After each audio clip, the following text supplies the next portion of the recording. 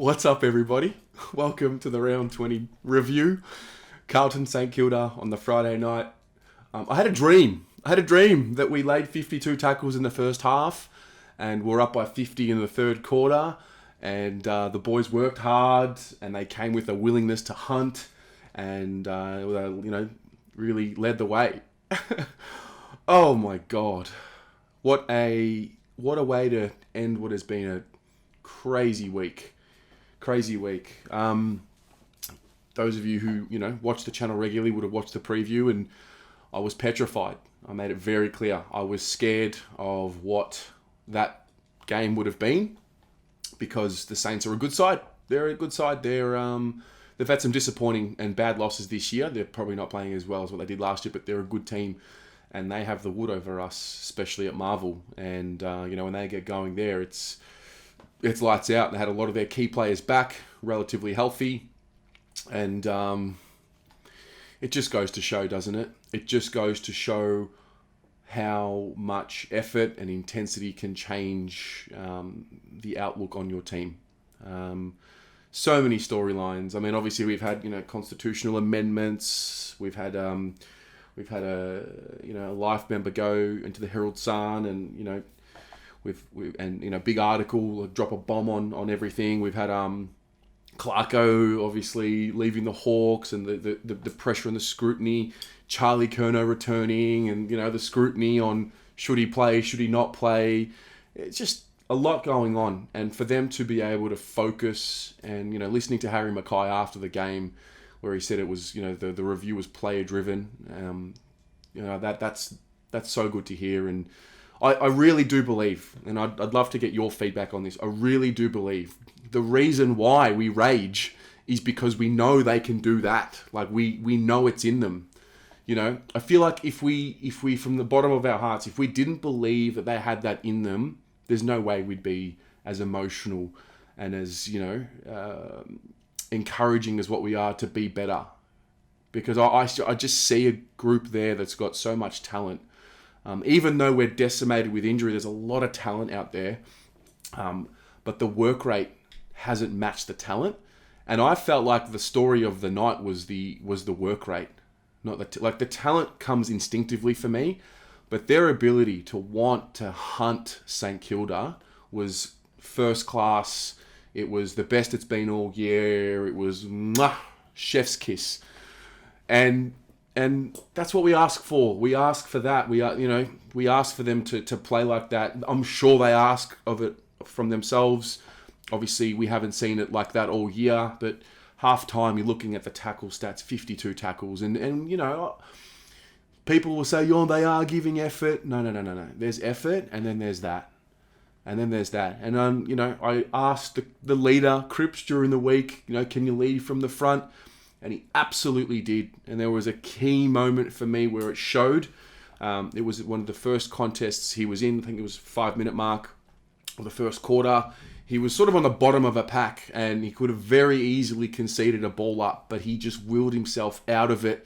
Got the handball out to Kennedy, who I think went to Dow, who I think went forward, and we scored a goal out of it. And it just showed me where the mental application was, the willingness. And that's why I challenged the captain, because, it starts from him and he's going to get the full praise this week, and I can't explain how much I love these boys. It was, I almost stopped taking notes after 3/4 time. Like, the game was done. We started controlling the game, which is not something we do a lot of. But I think what we take out of that is what they're capable of against any opponent, to be honest. I think it wasn't easy as well, even though we did get up by 50. We saw, we were challenged early in the game. Max King got off the leash early, We didn't know where Wiedering was at. He's given away a free kick for Max King's third, and we're thinking, what's happened? But what I noticed was, I think Teague made the switch. Either Teague made the switch straight away, or the players made the switch. But Jones went straight to Max King for the rest of the quarter, and then Wiedering went back to him. But the thing was, he responded and didn't let it affect him. I thought that when the Saints got the ball off our turnover, and this was important because this is what hurt us last week. When the Saints possessed the ball after a Carlton turnover or whatever the case may be, we were quick enough to react from being in an offensive position to a defensive position. And they were desperate to lay that tackle just to slow St Kilda up. And it allowed the defenders to breathe a little bit. And there it is right there. You know, I think another thing that needs to be spoken about was the heart and the grit. Did we just low-key find a midfielder in Jack Silvani? I mean, I know the notion of him being in the midfield has been there since he tagged Fife in 2019 in that game. But I mean, we conceded the ruck battle, but we had an extra, midfielder on the ground, and that's something, I don't know, do we move forward with that? That's going to be interesting because we essentially now have no ruckmen on the list healthy. So that's going to be interesting, but, once we kicked 5 in the row in the second, I was like, I think we've got this. And then at half time, I'm thinking, what is this feeling? Like, I don't know what this is. I'm relaxed. I'm calm. I'm not angry. Like, it's like, there's nothing to be angry about. Yeah, there were a few contests and things that didn't go our way, but that's just what happens in a game of football. But we were dominating them. And I was like, wait a minute. I'm happy. And, can we expect 52 tackles and a half every week? I don't see why not. I think what they did last night was they set the bar. And I hope that they look at that and, you go in the rooms and within themselves, they say, boys, that is the Carlton way. That is what we want to build our brand off. The hard work, obviously giving, credit to the Saints and respect to the Saints. But, I mean, look at the state of them, mate. The B-grade club. No, I much prefer your broadcasting skills, to be honest. Oh, really? Oh, that's very nice of you. Well, Cheers for dropping by. Enjoy your weekend, mate. Yeah, no. And, I just wanted to say, Jade Gresham is shit. And so is Max King. He sucks. So all right. Cheers, buddy. Thanks. No passion. Nothing. Like, they don't even really care about the sport. They're just, vanilla. No jam, no honey. Honey's no jam, just to try. Oh, mate. I was watching the game on my own for the first half. I mean, Charlie kicks the goal, and I'm standing up, and I'm like, yeah! I'm going on the watch along. I'm watching Pom trying to get excited. I got young card man. I don't know. We need a little bit more fire from him. It's just what makes us so great. The passion that we have for this club. It separates us from the rest, and it's just good to be talking about a win. It's good to be talking about the effort. And being, the game really being won and lost based on the effort. And there's no question we were the better side. And it's good to have two key forwards out there, 2 key pillars. It's good. It allows us to play that game. Obviously, questions are going to come up like, where the hell has Honey been all our lives? Why didn't he play a month ago? Lockie O'Brien, it was good to see him get a game. But I don't want to get carried away because it's all good now. But the key is next week, the week after, and the week after that. Like, will they forget about what happened this week? Because there was nothing extra. There was no gibberfish. There was no bullshit on the social media. It was funny because they were lashed at, and it's, they were focusing on the task at hand. And I even noticed with the body language, they didn't want to celebrate too much. There was a real seriousness. I thought if you look at Cripps' post-game interview, he's stuffed. He is cooked. That's what is required. That's what's required. That's the price you must pay for winning. And I thought we were willing to pay the price last night for long enough. And, yes, they should enjoy themselves. I'm sure they enjoyed that.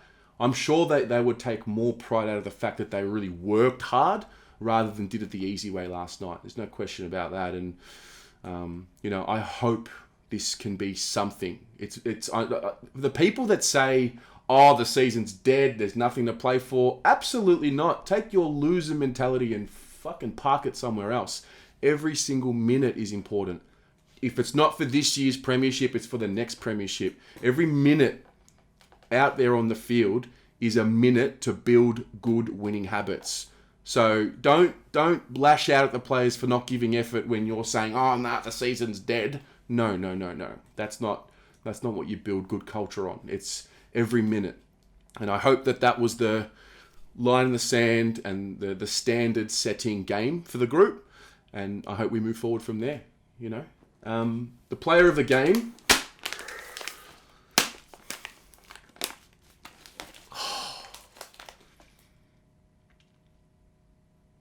I'm thinking between Jack Silvani and Sam Walsh for obvious reasons. I'm going to give it to Sam Walsh. I am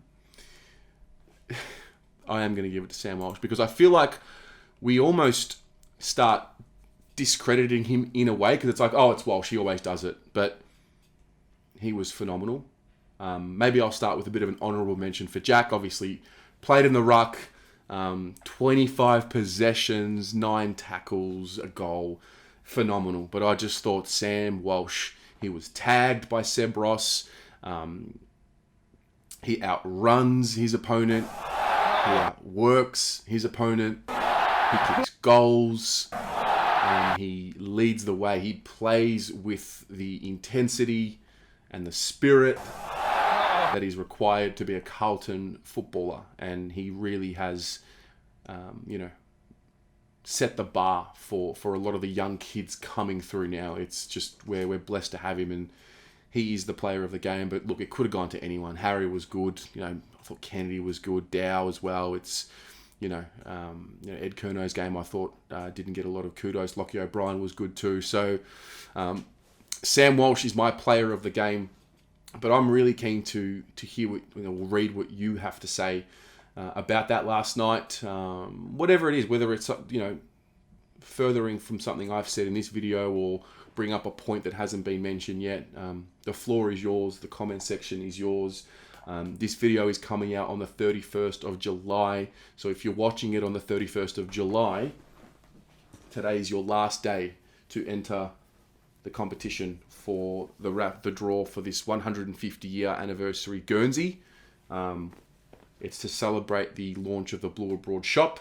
Link is in the description. You purchase anything from the shop and you go into the draw. I'm going to draw that out next week once I get all the names together, and we'll go from there. But share with me your thoughts. I'm keen to read them all, and look forward to seeing what we can build from this. So with all of that, go the Mighty Blues.